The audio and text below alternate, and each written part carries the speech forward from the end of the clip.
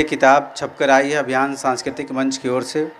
इस किताब में राणा बनर्जी को जानने वाले उन तमाम लोगों के लेख हैं जिन्होंने उनके साथ काम किया, अपना समय बिताया था।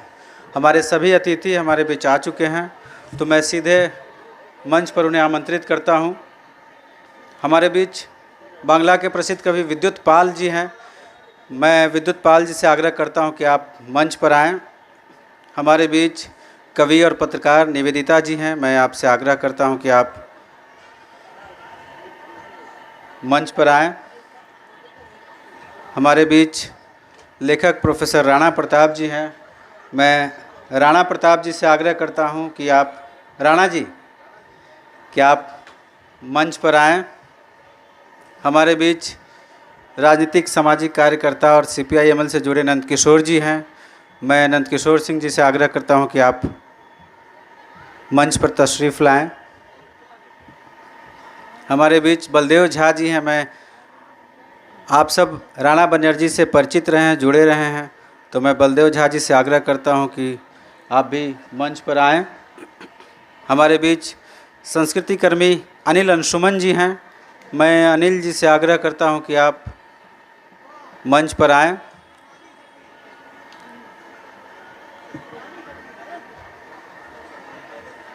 हमारे बीच पत्रकार चंदन जी हैं। मैं चंदन जी से आग्रह करूंगा कि आप ऊपर आएं। हमारे बीच टिस के निदेशक पुष्पेंद्र जी हैं। मैं निवेदन करूंगा पुष्पेंद्र जी से कि आप मंच पर आएं।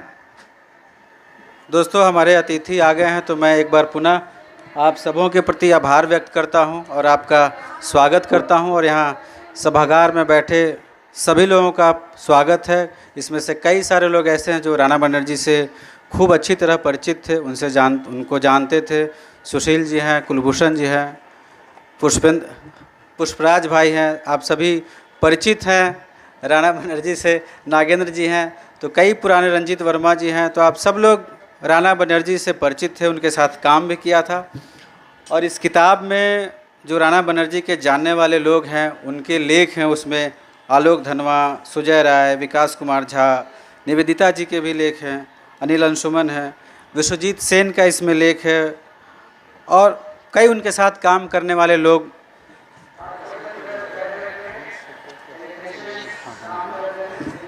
तो कई सारे लोग जिन्होंने उनके साथ काम किया है, उनके लेखों को हमने इकट्ठा किया है और इसका संपादन किया है संस्कृति कर्मी अनीश अंकुर ने। तो मैं अनीश जी से भी कहूँगा कि आप मंच पर आ जाएं।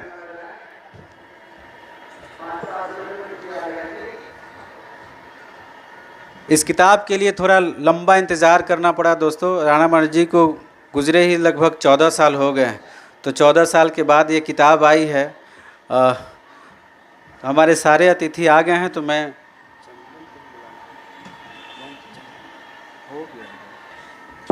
हमारे सारे अतिथि आ गए हैं, तो मैं आग्रह करूंगा कि आप सबों से कि पहले इस किताब का लोकार्पण हो जाए, फिर हम अपने अतिथियों से सुनेंगे राणा बनर्जी की यादें जो उनसे जुड़ी हुई हैं, इस पर वो अपनी बात रखेंगे।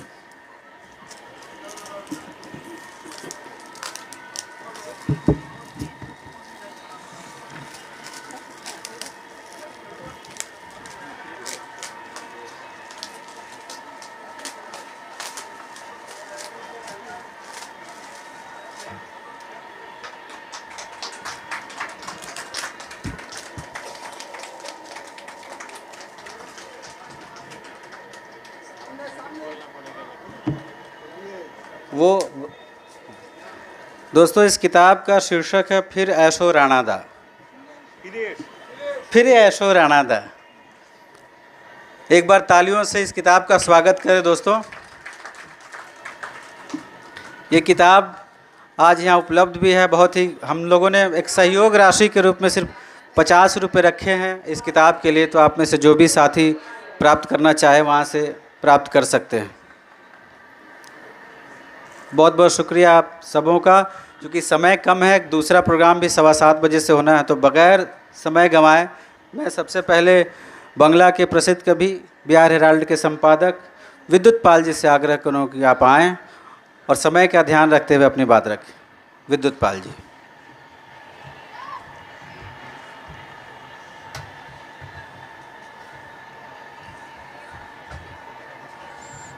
आज के इस लोकार्पण के अवसर पर आए हुए मान्यवर अतिथिगण और मित्रों, सचमुच 14 साल एक लंबा समय है। राणा के बारे में एक पुस्तक को तैयार होने में थोड़ी देर लग गई, लेकिन ज़रूरी पुस्तक है ये, क्योंकि राणा को हम लोगों को याद करना चाहिए। बहुत असमय में वो हम लोगों को छोड़कर चला गया और पटना के सड़कों पर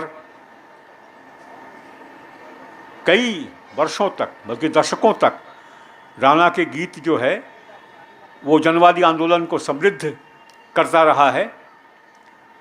जहाँ कहीं भी, चाहे वो हमको याद है उस समय हम कम आ पाते थे, कलाकार संघर्ष समिति बना था, जो प्रेमचंद रंगशाला को खाली कराने का जो आंदोलन चला था वो समय हो, या 87 के दिनों में जो संप्रदायवाद के खिलाफ जो आंदोलन हुआ था उन दिनों में हो, या बाद में कभी भी राणा कहीं भी पाए जाते थे और वो गीत गाते थे, बहुत अच्छा गाते थे।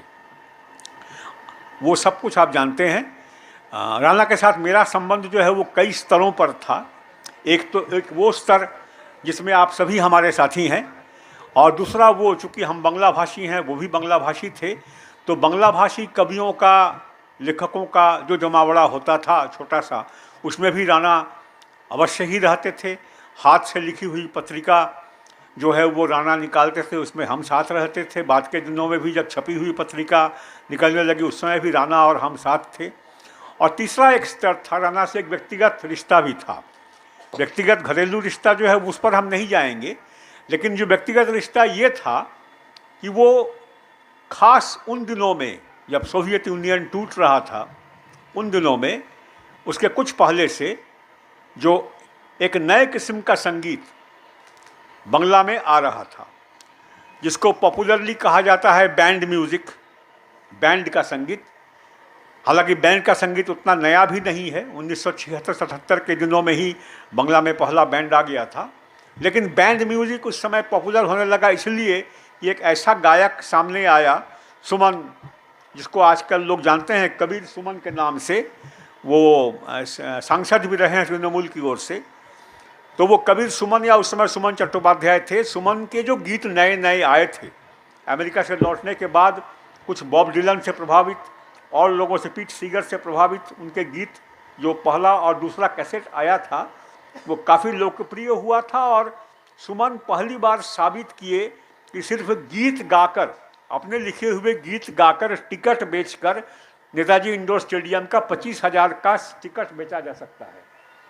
25,000 की भीड़ जो है उसको इकट्ठा किया जा सकता है सिर्फ गाना गाकर, अपने बल पर, अपने गीतों को गाकर। तो ये, हालांकि कई लोग हैं जो कहते हैं कि सुमन के पहले भी और गीतकार आए थे। तो खैर, राणा के साथ मेरे संबंध का वो एक खास जगह था।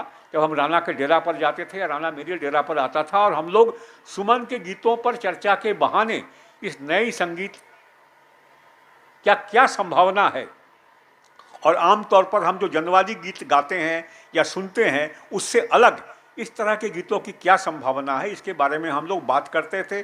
और बंगला में आप जानते हैं कि इस तरह के इंडिविजुअल सॉन्ग राइटर और सिंगर एक ही साथ, इसकी एक लंबी परंपरा है। रविन्द्रनाथ हो, नजरुल हो, अतुल प्रसाद हो, रजनीकांत हो, ये सारे लोग खुद गीत लिखते थे, गीत में खुद धुन देते थे, खुद गाते भी थे, बाद में और लोगों ने भी गाया। तो उस परंपरा बीच में थोड़ा कम हो गया था। सुमन, नचिकेता, इन लोगों के बाद ये परंपरा जो है दोबारा काफ़ी जोर पकड़ा, और अभी तो कलकत्ता में कई बैंड्स हैं जो गाना गाते हैं पूरे बंगाल में। तो वो राणा का और मेरा दोस्ती का एक खास जगह था, जो राणा के जाने के बाद बिल्कुल ही खाली हो गया।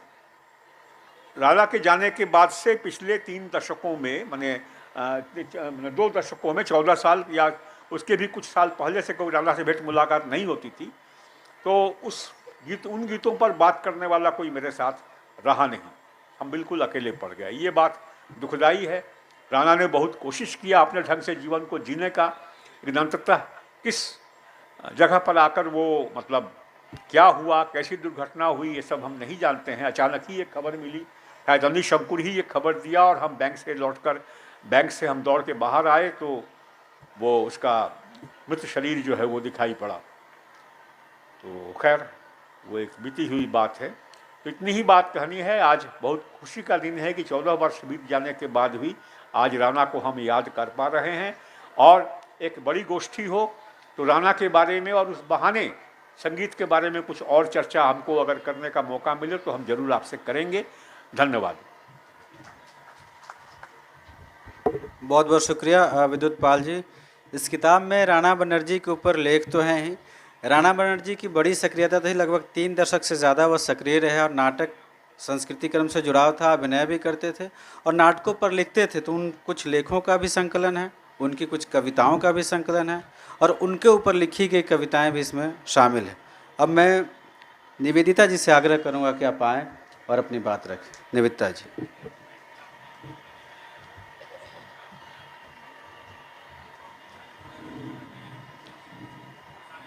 14 साल बाद फिर से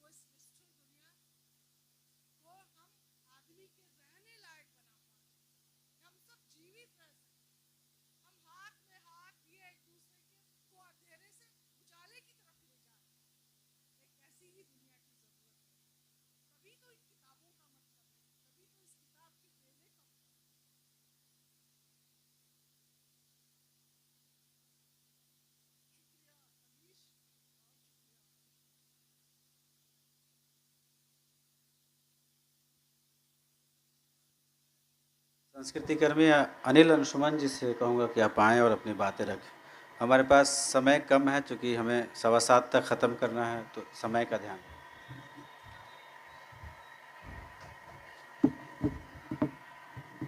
दशकों पटना के नुक्कड़ों पर आंदोलनों में साथ साथ जनगीत गाने वाले हम सब, हमारे साथी राणा बनर्जी को के पर ये संकलन के लिए अभिनंदन है अभियान के साथियों का।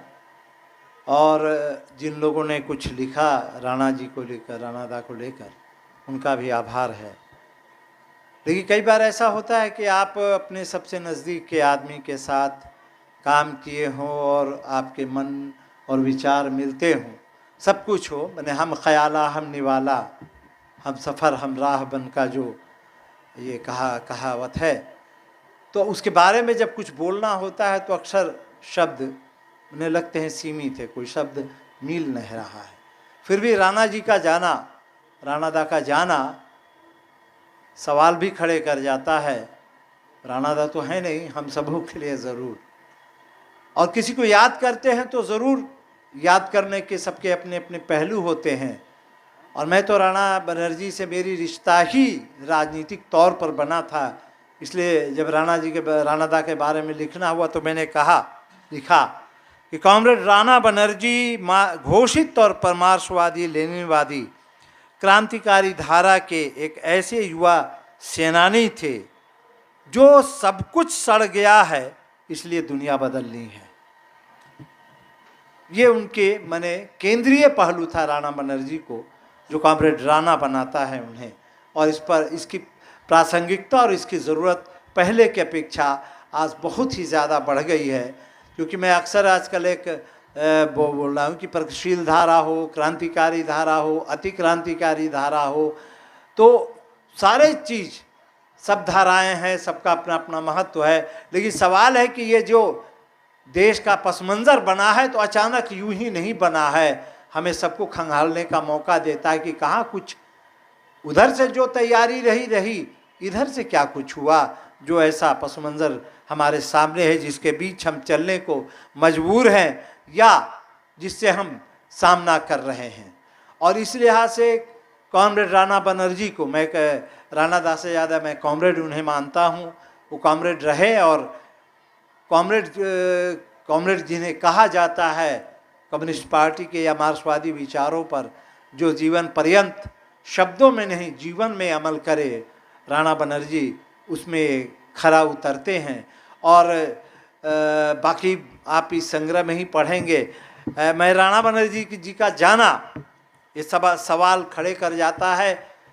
वैसे एक मार्क्सवादी लेनिनवादी विचारधारा को मानने वाले एक रचनात्मक एक्टिविस्ट के लिहाज से भी उसके लिए भी ये सवाल बनता है, लेकिन वो सदेह तौर पर तो है नहीं, लेकिन ये सवाल तो बन जाता है। और हम सबों के लिए जो कुछ इशारतन उन्होंने अपनी कविता महाप्रस्थान में मैंने अपने को अभिव्यक्त किया, एक रात अचानक बिस्तर छोड़ूंगा आहिस्ते से, एक रात अचानक बिस्तर छोड़ूंगा आहिस्ते से और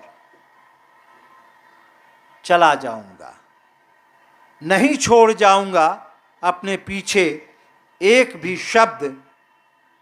इतने दिन बहुत बोलना चाहा, क्या तुमने कभी सुना?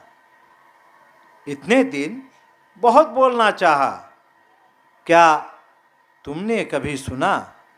फिर क्यों करूं जुगाली बातों की? इतने दिन बहुत बोलना चाहा, क्या तुमने सुना? फिर क्यों करूं जुगाली बातों की? चला जाऊंगा बहुत दूर, पीछे छोड़ती स्मृतियां भरपूर। सुबह लाश को कंधे पर ढोते, हरि बोल के शोर से आसमान जमीन एक कर आंसुओं में नाहक भींगते शमशान की ओर ले जाओगे मेरी लाश। वैतरणी के पार हिलाऊंगा हाथ, मेरी अदृश्य उंगलियां नजर नहीं आएंगी। चला जाऊंगा एक दिन आहिस्ते से उठकर। अंत तो यही है, लेकिन मेरे लिए शुरुआत भी यही है और अंत भी यही है। कितने दिन बहुत बोलना चाहा, क्या तुमने कभी सुना? मैं समझता हूं कि इस सवाल के दायरे में हम सभी खड़े हैं और कॉमरेड राणा बनर्जी ने जो कुछ लिखा पढ़ा सड़कों पर आम जन के बीच और वामपंथ के लिए मार्क्सवाद की पताका को बुलंद करते हुए, उससे समझौता कभी न करते हुए और उसके लिए अपनी कीमत चुकाते हुए जो जिंदगी जिए, जिसका अंत से हम सहमत नहीं हैं, नहीं होंगे, हमें लगता है कि कॉमरेड राणा बनर्जी हमारे बीच सदैव प्रासंगिक रहेंगे। कॉमरेड राणा बनर्जी को लाल सलाम। बहुत बहुत धन्यवाद। अब मैं CPI-ML के स्टेट सेक्रेटरी नंदकिशोर जी से आग्रह करूँगा कि आप आएँ और अपनी बात रखें। नंदकिशोर जी।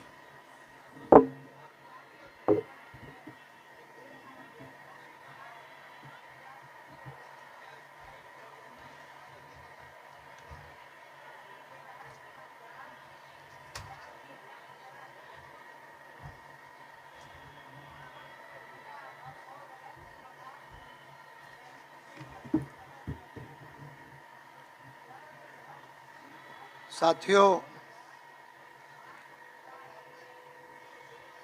राणा बनर्जी के साथ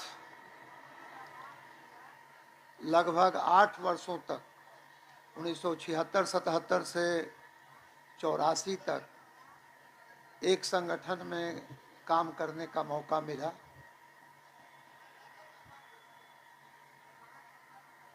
BA से बिहार स्टूडेंट्स एसोसिएशन में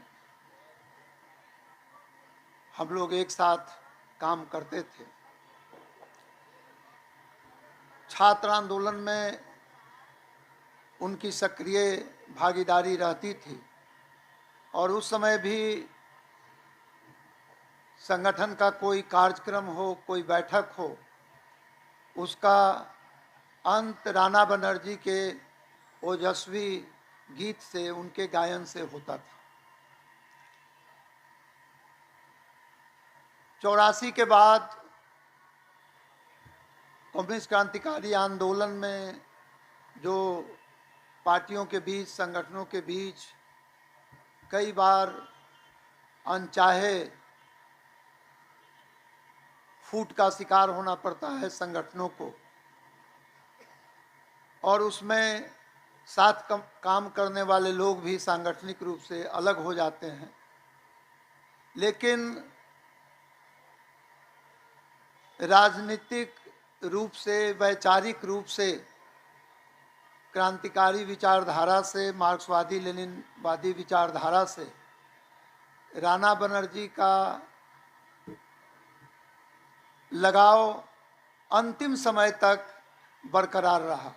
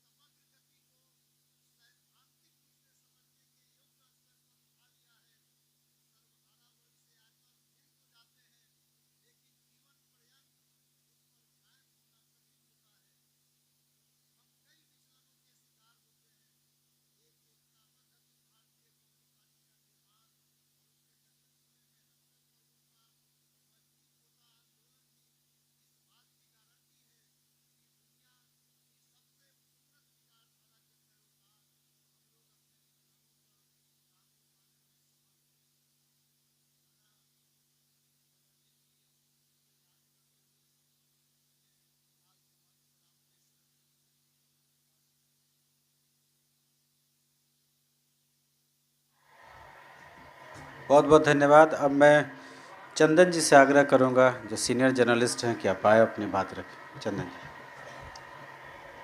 मैं शायद यहाँ पर एकमात्र ऐसा व्यक्ति होऊंगा जिन्होंने राणा दा को सिर्फ एक दिन देखा। आप सारे लोग उनके साथ में रहे होंगे, लेकिन मेरा वह एक दिन इतना मेरे ऊपर हावी था तो मेरे पूरे जीवन पर वह छाया रहा। मुझे याद है, शायद नंदकिशोर भैया को याद होगा कि मेरा राष्ट्रीय सहारा के एक रिटन एग्ज़ाम में हुआ था और मुझे इंटरव्यू के लिए जाना था दिल्ली, और मेरे पास उस समय जाने के लिए पैसे नहीं थे। तो मैंने नंदकिशोर भैया के पास जाके कहा और बार बार उनको ये बता रहा था कि इसमें लिखा हुआ है कि पैसा आपको आने जाने का मिल जाएगा, वह सिर्फ इसलिए कि मैं आपको लौटा दूंगा, क्योंकि कोई बहुत ज़्यादा घना परिचय इनसे था नहीं। तो फिर उन्होंने पूछा कि रहोगे कहाँ? हम कि रहना क्या है, सीधे इंटरव्यू देना है और फिर प्लेटफॉर्म से फिर वापसी हो जाएगी हमारी। तो बोली कि नहीं, रहने के लिए वहाँ राणा दा है, तुम वहाँ जा सकते हो। और मैं राणा दा के यहाँ पहुँचा। मैं नहीं समझ रहा था कि उन्होंने मुझे कैसे मेरे चीज़ों को बहुत मैंने कि अंतःस्तर से स्वीकार किया होगा। वो जो मेरी पूरी यात्रा थी पटना से दिल्ली आने को लेकर के, लगता था सब कुछ उनके अंदर में वो चलचित्र की तरह चल रहा होगा। और उन्होंने आते ही पूछा कि जनरल बॉगी में आए होगे ना? तो हमने कहा कि हाँ। कुछ खाए हो? तो हमने कहा कि नहीं। फिर उन्होंने बड़े प्रेम से किचन में जाकर वही 2 सूखी पाव रोटी थी और काली चाय के साथ में हमने बात शुरू की। लेकिन कुछ ही देर में उन्होंने कहा, तुम कविता सुनाओ। मैंने कहा कि आपने कैसे जान लिया कि मैं कवि हूँ और कविता लिखता हूँ? कहा कि मैं जानता हूँ, तुम पहले कविता सुनाओ। और फिर पूरे उस दिन में कुछ कविताएं हमने सुनाई, कुछ उन्होंने सुनाई। और ख़ासकर जो मेरी एक कविता थी ऊसर में नवान, उन्हें बहुत प्रिय लगा। और उन्होंने कहा, पहली बार सलाह दी, वह 96 का समय था, कि तुम संकलन क्यों नहीं निकालते हो? तो मैंने कहा कि भाई मेरे पास ये स्रोत जो है संकलन निकालने का है नहीं, जो आदमी रोज़मर्रे की ज़िंदगी में है वो कैसे इसे कर सकता है। फिर उन्होंने स्रोत भी बताया और उसके बाद फिर हम उनके यहाँ शाम तक रहे। और मुझे याद है कि जिस प्रबंधन में यहाँ के एक व्यक्ति सुमित राय साहब थे, उन्होंने उनको फ़ोन करके कहा कि एक व्यक्ति यहाँ आया हुआ है जो तुम्हारा रिटन एग्ज़ाम कंप्लीट किया है और उसे इंटरव्यू में बुलाया गया है, मैं चाहता हूँ कि ऐसा शख्स वहाँ रहे। और वो व्यक्ति, उस पैरवी के बाद मैं राष्ट्रीय सहारा से जुड़ा। फिर उसके बाद हमें उनसे मिलने का कोई मौका नहीं मिला, लेकिन तब उतनी बातचीत हुआ नहीं करती थी। फिर अचानक एक दिन सूचना मिली तो मुझे लगा कि जो आदमी बाहर के संघर्षों में तमाम आदमियों के साथ में हुआ करता था, वो आदमी अपने भीतर के संघर्षों में किसी की हाथ या किसी की थपकी या किसी की बोली या किसी के गीत को साथ में लेकर नहीं चल पड़ा। और वो सुनसान गंगा किनारे अपने देह को त्याग कर इस दुनिया को विदा कह के, चूँकि वह उन्होंने मान लिया था यह दुनिया सड़ चुकी है। लेकिन मैं अपने बारे में कहूँगा, उनकी मृत्यु के बाद मुझे मन में आया कि ठीक है, दुनिया सड़ गई है, लेकिन रास्ता यहीं से निकालना होगा और यहीं से निकाल करके फिर हम राणा दा के सपने को पूरा भी कर सकते हैं। और शायद वह अच्छा दिन होगा कि राणा दा ने सोचा है जिस तरह की दुनिया, उस दुनिया को हम देख सकें या अपने आने वाले लोगों को दिखा सकें, तो यही सच्ची श्रद्धांजलि होगी। और राणा दा के प्रति मेरा यही उद्गार है, उनको सादर नमन, नमस्कार। बहुत बहुत शुक्रिया। अब मैं टिस के निदेशक पुष्पेंद्र जी से कहूँगा कि आप आएँ अपनी बात रखें। तो मैं टिस का निदेशक नहीं हूँ।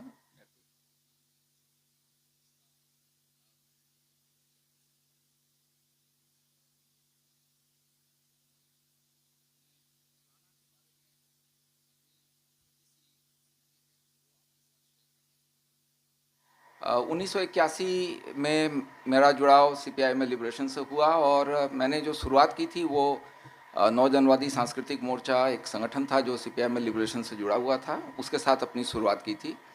और इसी मोर्चे के जरिए बाद में एक पूर्णकालिक कार्यकर्ताओं का एक सांस्कृतिक मंच, जिसे आज आप हिरावल नाम से जानते हैं, इसकी नींव डाली गई थी। वो 81 होगा या 82 का समय रहा होगा। और हमारे साथी यहाँ अनिल सुमन बैठे हुए हैं, ऐसे और कई साथी हैं जो पूर्णकालिक कार्यकर्ता बने थे। तो उस क्रम में हमारा परिचय राणा बनर्जी से हुआ और मुझे कई लोग जो हमेशा ही याद रहेंगे, चाहे कितनी भी उम्र हो जाए, जब तक स्मृति याददाश्त अपनी जगह पर ठीक है, उसमें राणा बनर्जी भी एक हैं। वो छोटा पीरियड था क्योंकि 83 में संभवतः मुझे पार्टी ने कुछ और काम सांस्कृतिक मोर्चा से हटा करके कुछ और काम दिया और मैं फिर बाद में पटना से बाहर चला गया, तो उसके बाद मेरा कोई संपर्क राणा बनर्जी से फिर नहीं रहा। लेकिन वो जो एक छोटा पीरियड था, आप कह सकते हैं 81 का अंत, 1982 और 83 का संभवतः अधिक से अधिक मध्य का जो समय था, इस बीच में मैं राणा बनर्जी से कई बार मिला। एक, क्योंकि बहुत सारे संयुक्त कार्यक्रम होते थे, ख़ास तौर से प्रेमचंद रंगशाला को खाली, जो जिसमें सीआरपीएफ का कब्जा था, तो उसे खाली करने के लिए जो संयुक्त जो कार्रवाई थी, उसके क्रम में हम मिलते थे। और इस क्रम में राणा के साथ काफ़ी लगाव हो गया था, तो मैं जहाँ रहता था भिकना पहाड़ी में, वो वहाँ आते थे और मैं कई बार उनके घर गया हूँ। और मेरी स्मृति में राणा हमेशा एक ऐसे व्यक्ति के तौर पर होंगे जिनमें घोर आदर्शवाद था, और घोर शब्द बहुत ही पॉजिटिव सेंस में मैं कह रहा हूँ कि एक व्यक्ति, एक आदर्शवादी भावनाओं से अभिभूत व्यक्ति, एक निश्चल व्यक्ति, निष्कपट व्यक्ति। और मुझे नहीं मालूम कि वो राजनीति के लिए कितने बने हुए थे या नहीं, या वो नौकरी के लिए बने थे कि नहीं, लेकिन जिस समय के राणा को मैं जानता हूँ, उस समय का जो राणा था, वो एक समाज परिवर्तन के एक स्वप्न के साथ जीने वाला व्यक्ति था। और दूसरी बात एक और उनके साथ ये थी कि वो अद्भुत गायक थे। मैं ये कहूँगा कि ऐसे लोग जिन्होंने गाना नहीं सीखा हो और जिन्हें मैंने सुना है, उनमें मुझे नहीं लगता है कि राणा का कोई सानी था या उनके जोड़ का कोई था। हमारी भी टीम में कई गायक थे, इप्टा में बड़े अच्छे गायक थे, संजय उपाध्याय हमें सही याद आते हैं एक अच्छे गायक के तौर पर।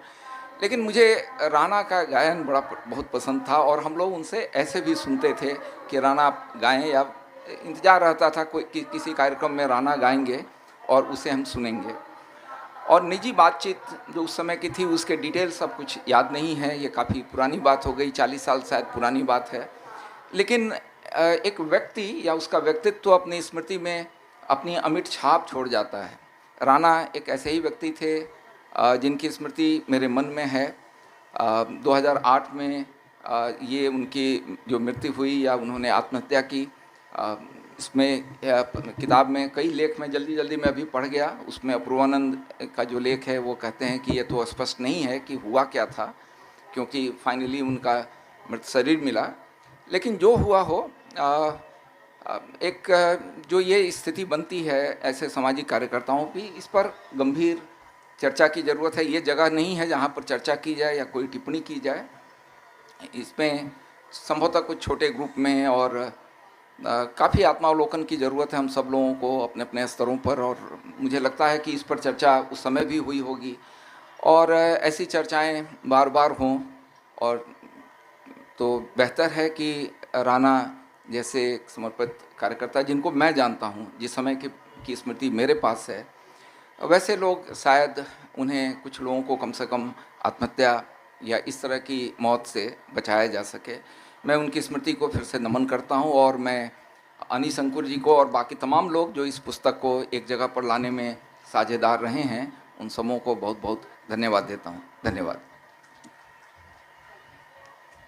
बहुत बहुत शुक्रिया। अब मैं बलदेव झा जी से आग्रह करूंगा, जो सामाजिक राजनीतिक कार्यकर्ता हैं, कि आप आएँ और अपनी बात रखें। बलदेव जी।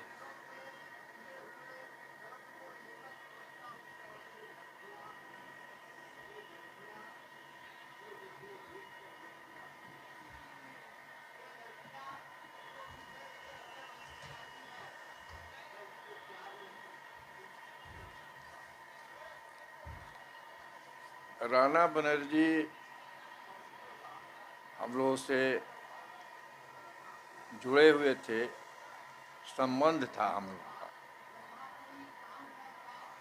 किस रूप में कि उस समय में जैसा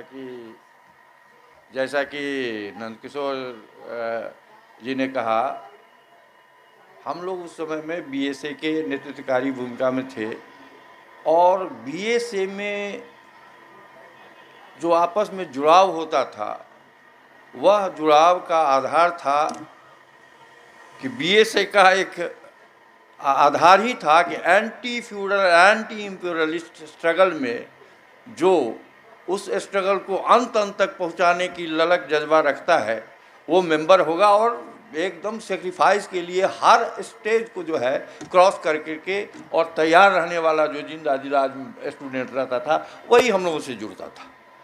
और उसी और कोई भी परिवार या कोई भी दूसरा जो है संबंध, वो इस संबंध के सामने में वो उसका कोई महत्व नहीं था। वो पीरियड था कि उस समय में, अभी की बात तो हम नहीं कहेंगे, लेकिन उस समय में आलोक जी का एक कविता भी सामने में आया, जो है वो क्या था, गोली लागू पोस्टर। तो और ये तो हम लोगों का इंटरनल था, ये आपका जो अभी जिसके लिए कर रहे हैं ये बहुत नज़दीक, बहुत हम लोग के माने सांगठ एकदम कार्यकर्ता था। और गुण से जैसा कि आप लोग बोल रहे हैं स्पष्ट है कि वो क्या था, वैसा ही ईंट होता था सारा। कोई राजनीतिक रूप से आगे बढ़ा हुआ, कोई कविता में, और कोई माने जो है सो नाट्य वगैरह वगैरह वगैरह में। लेकिन एक चीज़ है, जब राजनीतिक टकराहट होती है ऊपर में दिशा के लिए, तो इसका असर जो भावनात्मक स्तर से ज़्यादा जुड़ा हुआ है, चेतना के स्तर पर थोड़ा कमजोरी रहती है, और राजनीतिक भावना के स्तर पर ये ज़्यादा जुड़ा हुआ रहता है, उसमें भावना पर जब चोट लगती है तो थोड़ा सा विचलित होता है, ये स्थिति बनती है। और राजनीतिज्ञ का ये होता है कि तमाम जो सांस्कृतिक कर्मी हैं उनको वो चाहते हैं कि अपना जो राजनीतिक उद्देश्य है उस उद्देश्य की पूर्ति में वो एकदम जो है सो जी जान से जुट जाए, और इस तरह से जुटें कि इनका जो संघर्ष है वो बहुत आगे बढ़े। ये राजनीतिक की इच्छा रहती है, और संस्कृत कर्मी और भावना से और पीपुल का जो भावनात्मक संबंध होता है उसको लेकर उजागर करते हैं। कवि हो, माने साहित्यकार हो, माने रंगकर्मी हो, जो भी है, ये रहता है। तो वो टूट हुआ था, ज़बरदस्त हुआ था। एक क्या था, PCC, provisional central committee CPI-ML, इसकी टूट हुई थी। और वो टूट के बीच में वो भी था, वो माने रहना भी था। कई साथी और भी पागल हो गए थे, क्योंकि जीवन मरण का संघर्ष में जुड़ने वाला BSA का वो जत्था था। आज तो बहुत सारे लोग हैं, लेकिन उस समय में जो है, और ये भी जो BSA हुआ था सो ऐसे ही नहीं हुआ था। ये जो राणा है इसकी उपज ऐसे ही नहीं हुई थी, आलोक धनवा की भी उपज ऐसे ही नहीं हुई थी। और भी एक कवि थी विजयानंद, जिसको जानते हैं, हमारे राणा साहब, वो जो है सो संघर्ष का। तो ये जो देश के अंतर्गत जो किसानों का वो क्रांतिकारी संघर्ष चल रहा था, उस बैकग्राउंड में BSA का भी निर्माण हुआ था। और उसी बैकग्राउंड में ऐसे कार्यकर्ता, ऐसे रंगकर्मी, ऐसे साहित्यकार जो है सो हम लोग सब मिल करके उसको आगे बढ़ा रहे थे। और उसी समय में ये PCC का ये टूट हुआ, जिसका असर पड़ा था।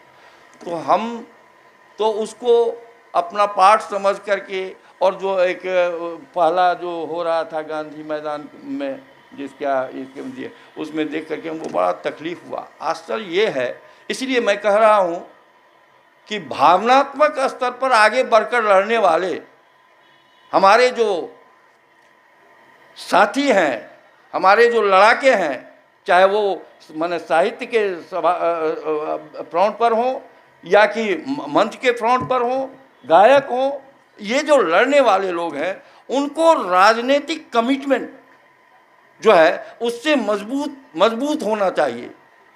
हर स्थिति को झेलने की ताकत होनी चाहिए। हम मरे नहीं, हम व्यवस्था को मार कर मरे या उस रास्ते में गोली खाकर मरे, ये जज्बात कभी भी एक सेकंड के लिए भी हमारे दिमाग से जो है ओझल नहीं हुआ। ये तकलीफ़ हमको जो है सो होती है उनके मरने पर, क्योंकि वो उसका चेहरा हमको याद आता है।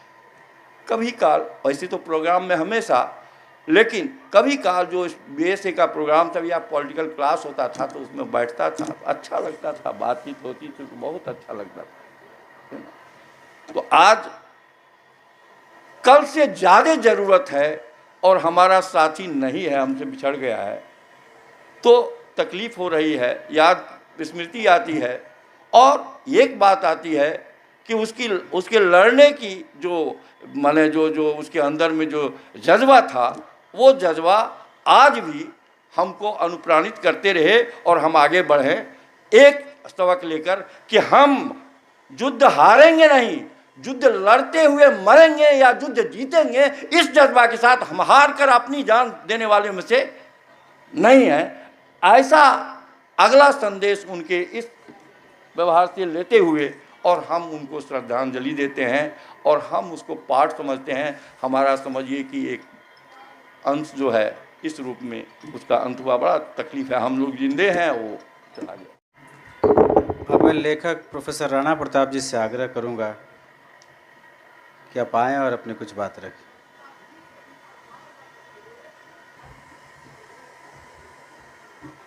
उपस्थित साथियों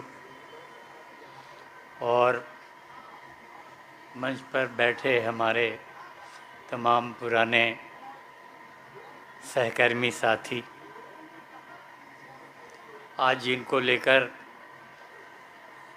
हम लोग यहाँ इकट्ठे हुए, तो और जितनी सारी बातें आ रही हैं, नो डाउट कि ये विमोचन के वक्त में आपके पास समय नहीं है कि उन बातों पर आप गंभीरतापूर्वक विचार करें। मुझे याद आता है वो कालिदास रंगालय में जब उनकी शोक सभा हो रही थी तो अनीस भी उपस्थित थे, मैं भी था, और ये बात उभर के आई थी कि ये जो हमारा सामाजिक माहौल है, उस माहौल में ऐसा व्यक्ति जो राजनीतिक रूप से प्रतिबद्ध हो, जो ईमानदार भी हो और जो एक क्रांतिकारी आदर्श को भी अपना सबसे ऊंचा स्थान देता हो, ऐसे आदमी के लिए आपके इस समाज में स्पेस कम होता गया है। यानी कि वैसे मैंने बहुत ही नज़दीक से, बहुत वो अंतिम समय में आप सोचिए कि जब वो डिप्रेशन में गए तो सामने वाले अपने दोस्त से, अपने मित्र से कई सवालों पे जैसे वो लड़ जाते थे, क्रोध में जवाब देते थे, और तभी मुझे ये एहसास होता था कि इस आदमी को अभी संभालने की ज़रूरत है, अभी उसे प्रेम की ज़रूरत है, और उसे प्रेम कहीं नहीं मिल रहा था। बलदेव भाई ने अभी जो टूटन की बात कही, तो यह हिंदुस्तानी वामपंथ की राजनीति में एक बड़ी त्रासदी है कि ये जो अभी टूटन हुआ, और ये टूटन एक बार नहीं कई बार हुए, और इस त्रासदी में हमारे जो सच्चे और ईमानदार जो मुक्तिकामी योद्धा साथी थे वो शिकार हुए। या तो वो डिप्रेशन में गए, या तो वो आत्महत्या की ओर गए, या कमरे में बंद हो गए। ये बहुत बड़ा सवाल है कि ऐसी चीज़ें कैसे घटित होती हैं और फिर हम उन्हें अकेला छोड़ देते हैं। अगर कहें कि वो हमारे बहुत बड़े गायक थे, बड़े अच्छे गायक थे, ये सच्चाई है। किसी भी मंच पर, किसी भी सभा में अगर शुरू हो जाते थे तो लोग थम से जाते थे, सन्नाटा छा जाता था उनकी आवाज़ से, उस दमक से। लेकिन वो सितारा, यहाँ पर पटने में जितने लोग हैं वो सभी लोगों के साथ उनकी उपस्थिति रही, और हम लोग तो बहुत, अभी पुष्पेंद्र ने जिक्र किया भिखना पहाड़ी, वो तो केंद्र शाही बन गया था, और आना जाना और रिहर्सल और तमाम बातें लगी रहती थीं। लेकिन आज फिर मैं कम से कम इस बात के लिए मैं अनीस को बहुत ही धन्यवाद दूंगा, या इस पुस्तिका के जितने लोग उसमें शामिल हैं उन तमाम लोगों को धन्यवाद दूंगा कि मरणोपरांत यह 14 वर्ष का जो वनवास है वो टूटा और उन्हें याद करने की कोशिश की गई। इसके लिए उन तमाम साथियों को कि ऐसे वक्त में वो साथी याद आए और उनके लिए छोटी पुस्तक ही सही वो सामने लाया गया और उनके तमाम व्यक्तित्व के पहलुओं को सामने आपके लिए लाया गया। और इस तरीके से राणा बनर्जी पर यहाँ मुकम्मल बात नहीं हो सकती, या फिर आत्महत्या के जो सामाजिक मनोविज्ञान हैं उस पर भी बात नहीं हो सकती, या फिर हिंदुस्तान की वामपंथ की ये जो राजनीति में टूटन की जो एक त्रासदी रही है उस पर भी ये शॉर्टकट में यहाँ कोई सवाल नहीं किया जा सकता। लेकिन यह सवाल ज़रूर बना रहता है कि हम इस पर कभी सीरियस होकर के जो कम से कम जो अपने को प्रतिबद्ध कहते हैं, जो आप अपने को राजनीतिक कर्मी कहते हैं, यहाँ तक कि जो अपने को संस्कृति कर्मी, प्रतिबद्ध संस्कृति कर्मी कहते हैं, उनका भी यह दायित्व बनता है कि ऐसे व्यक्तित्व के लिए हम अपने को सामने लाएं। मैं ये नहीं कहूँगा, उनको यह नहीं दोहराऊँगा कि क्रांतिकारी कभी यसनीन ने आत्महत्या कर ली, मायाकोवस्की ने आत्महत्या कर ली, या गोरख पांडे ने आत्महत्या कर ली, तो यह कोई गौरव की बात है, ऐसा मैं नहीं कहूँगा। लेकिन ये जो एलियनेशन है, मार्क्स ने एलियनेशन पर भी काफ़ी कुछ लिखा है और ब्रेख्त ने भी काफ़ी कुछ लिखा है। और ये जो एलियनेशन है, जो हर चीज़ों से संबद्ध जो योद्धा का रूप धारण करता है, वो कैसे अलगाव में चला जाता है, एक बहुत बड़ी चुनौती है ये क्रांतिकारी धारा के साथ। तो मैं ये कहूँगा कि ये लेखन में और ये पुस्तिका के जरिए अगर इन बातों को सामने लाया गया है तो सीरियसली इस पर हम लोग बातचीत ज़रूर करें। और आज बहुत ज़्यादा बातचीत करने का समय नहीं है, कभी उन पर गहरी बात रखी गई तो मैं चाहूँगा कि बिल्कुल पॉइंटेड रूप में इन चीज़ों को सामने रखा जाएगा। और मैं वैसे व्यक्ति के लिए जो अपना सर्वस्व होम करके जनता को समर्पित होता है, मैं उसके लिए वो पंक्ति पुष्पेंद्र को याद है कि कितना वो लगातार वो सुना करता था। और पिछले दिनों जब मुलाकात हुई तो फिर वो पंक्ति मेरे जहन में लगातार चलती रहती है, आज भी चलती रहती है कि जिनके होठों पे हंसी पाँव में छाले होंगे, जिनके होठों पे हंसी पाँव में छाले होंगे, हाँ वही लोग तेरे चाहने वाले होंगे। तो ये चाहने वाले जो लोग हैं, जो धूसर प्रांतों में ज़मीन और मजदूरी के लिए पूरे हिंदुस्तान में लड़ते हुए लोग हैं, सच्चा अगर चाहने वाले, सच्चा अगर वो प्रेमी हैं तो वही हैं, हाँ वही लोग तेरे चाहने वाले होंगे। शुक्रिया, बहुत बहुत शुक्रिया। और अब मैं अंत में इस पुस्तक के संपादक को आमंत्रित करता हूँ, अनिश शंकुर जी को, कि वो अपनी बात रखते हुए धन्यवाद भी ज्ञापित करें।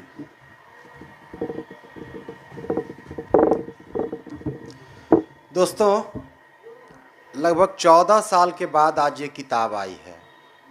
इस किताब को 2009 में आना था, और अगर आज राणा बनर्जी अगर आज जीवित होते तो वो 60 साल के होते। जब 46 साल की उनकी अवस्था थी, उम्र के थे, तब उनकी मृत्यु हुई।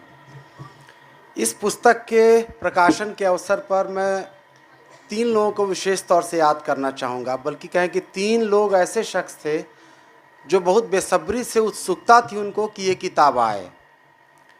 पहला विश्वजीत सेन, दूसरी राणा बनर्जी की माँ और तीसरा आलोक धनवा।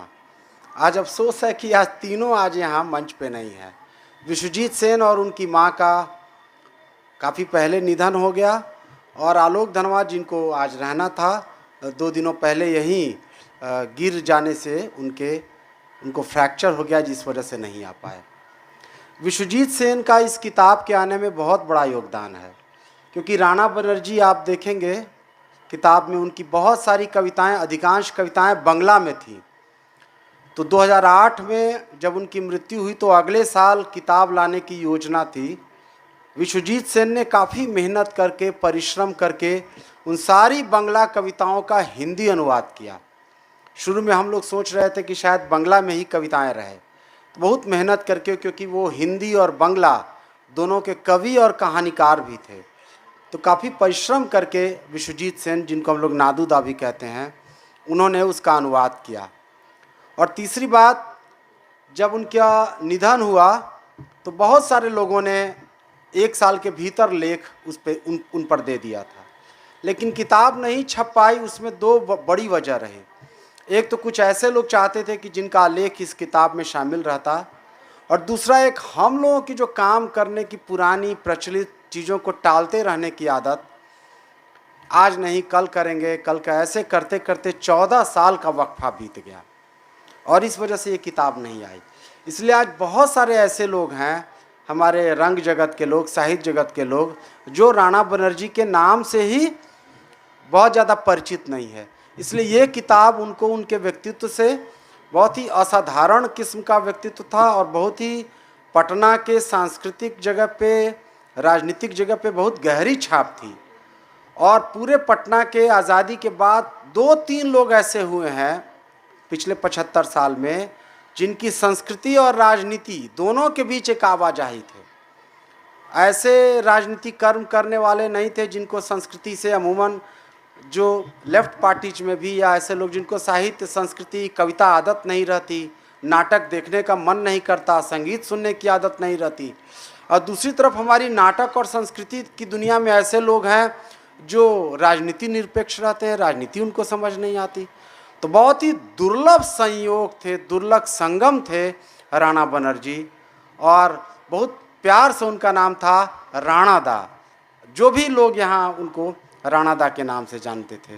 तो एक बार मुझे बहुत खुशी है कि जिन लोगों ने आलेख उपलब्ध कराए, एक अच्छी बात ये रही कि 14 साल बीतने के बाद बहुत सारे लड़के जो उस वक्त 15-16 साल के थे, 17 साल के थे, जो उनकी स्मृतियाँ थीं, उन लोगों के आलेख भी आ सके। और जो अंतिम नाटक उन्होंने देखा, बादल सरकार का बाकी इतिहास, जिसके बाद उनका निधन हुआ, उस लड़के ने भी इस पर कंट्रीब्यूट किया। कुछ तस्वीरें हम लोगों को बहुत ही, आप जानते हैं, दस्तावेजीकरण के मामले में हम सब लोग बहुत ही पुराने किस्म के हैं, पिछड़े हैं। तो आफ्ताब आलम एक पटना के सहारा के प्रेस फोटोग्राफर थे, उन्होंने बहुत सारी तस्वीरें, उनकी नुक्कड़ नाटक करते तस्वीरें, गीत गाते तस्वीरें। और 2007 में पटना में लगभग 40 संगठनों ने एक साथ मिलकर जो भगत सिंह जन्म शताब्दी आयोजन समिति 1 साल तक मनाई गई थी, उसमें सबसे नेतृत्वकारी और सबसे प्रतिबद्ध लोगों में राणा बनर्जी रहे। तो एक बार पुनः मैं उनको स्मृति करता हूँ, उनका स्मरण करता हूँ। और मिलान कुंदेरा की एक पंक्ति है कि किसी को याद करना दरअसल सत्ता के खिलाफ संघर्ष करना। या पाश की कविता है कि जो लड़ते हुए मारे गए, उनकी याद जिंदा रखने के लिए लड़ेंगे साथी। तो मैं अपनी बात, पालदा की एक लंबी कविता है, कई लोगों ने इस पर कविताएं लिखी। राणा दा के गुजरने के बाद निवेदिता जी की कविता है, पालदा की कविता है, मृत्युंजय प्रभाकर ने कविता लिखी है, पुष्पराज जी ने एक कविता लिखी है। तो पालदा ने पहले भी एक कविता लिखी थी, जहाँ तक मुझे याद है। वो कविता कहीं गुम हो गई तो उन्होंने दूसरी कविता लिखी।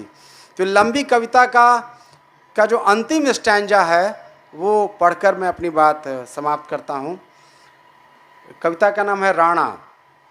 अनजाना ही रह गया दोस्त दूरी का यह अंधेरा, अनजाना ही रह गया दोस्त दूरी का यह अंधेरा, पटना में रह गए तुम्हारे गीत और राजनीति, 20 सालों की प्रगति संस्कृति, घर या सभा में साथ जाने की गाने की सुख भरी यादें, मन की ज्वाला तुम्हें पकड़कर रख नहीं पाने की। ये कविता है पालदा की। मैं एक बार आप सब लोगों का शुक्रिया अदा करता हूँ कि आप सब लोग इकट्ठा हुए पुस्तक मेला की आपाधापी में। ये किताब बस आज ही छप कर आई है, आज ही प्रकाशक ने दिया, और मैं उस प्रकाशक का धन्यवाद देता हूँ, ललन जी का और अजय जी का। 2009 में जब ये किताब लगभग था कि नहीं आ पाई, तो उसने, प्रिंटर ने, ऑपरेटर ने 13 साल तक इसको संभाल कर रखा। जब बाद में मैंने 12 साल के बाद उसे संपर्क किया कि क्या वो सामग्री आपके पास है, हम चाहते तो वहाँ से लेके, उस वक्त बहुत अनुभव नहीं था तो दिल्ली के अच्छे प्रकाशक के पास भी भेज सकते थे, लेकिन लगा कि उसने सामग्री सहेज कर रखी थी, तमाम चीज़ें। और इसलिए मैं ललन जी का और अजय कुमार, एक बहुत ही एक नामालूम से ऑपरेटर हैं, टुटू जी उनका नाम है, मैं उन दोनों का विशेष तौर से धन्यवाद करता हूं। और विशेष तौर से राणा दा की माँ गीता बनर्जी को बहुत याद करता हूं, और विश्वजीत सेन को। और आज देखिए क्या मतलब संयोग है कि यार राणा दा के परिवार का कोई व्यक्ति यहाँ नहीं मौजूद है। उनके भाई यहाँ नहीं हैं, जो सहारा में बहुत अच्छे फोटोग्राफर संजीव बनर्जी, या आप लोग जानते होंगे रोनी बनर्जी को, मीनाक्षी झा बनर्जी को, आज संयोग से कोई यहाँ नहीं। तो आप उनके परिवार का भी कोई अपने निजी रक्त संबंधी भले कोई ना हो, लेकिन उनका वैचारिक, राजनीतिक और संस्कृति की दुनिया का जो परिवार है, आप सब लोग यहाँ इकट्ठे हैं। मैं आप जो लोग भी यहाँ पर इकट्ठे हैं, मैं सब लोगों के प्रति बहुत बहुत शुक्रिया अदा करता हूँ, आभार प्रकट करता हूँ। धन्यवाद। बहुत बहुत शुक्रिया। एक बार फिर से मैं अपने सभी अतिथियों को धन्यवाद देता हूं, और आप सबों को जो इस कार्यक्रम में शामिल हुए, बहुत बहुत शुक्रिया। जी किताब पीछे है, जो भी